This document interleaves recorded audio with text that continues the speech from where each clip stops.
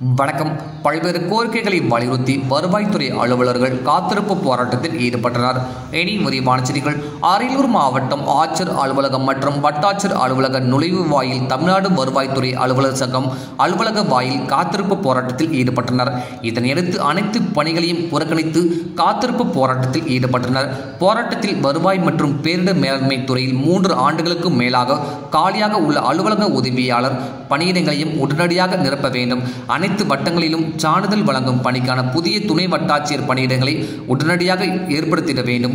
அனைத்து மாவட்டங்களிலும் பேரிடர் மேலாண்மை பணிக்கான சிறப்பு பணியிடங்கள் மற்றும் பேரிடர் மேலாண்மை பிரிவில் கலைக்கப்பட்ட 97 காலி பணியிடங்களை மீண்டும் வழங்கிட வேண்டும். வருகின்ற பாராளுமன்ற தேர்தல் பணிகளை தொய்வின்றி மேற்கொள்ள முழுமையான நிதி ஒதுக்கீட்டினை உடனே வழங்கிட வேண்டும் உள்ளிட்ட 10 அம்ச கோரிக்கைகளை வலியுறுத்தி இந்த காத்திருப்பு போராட்டம் நடைபெற்றது.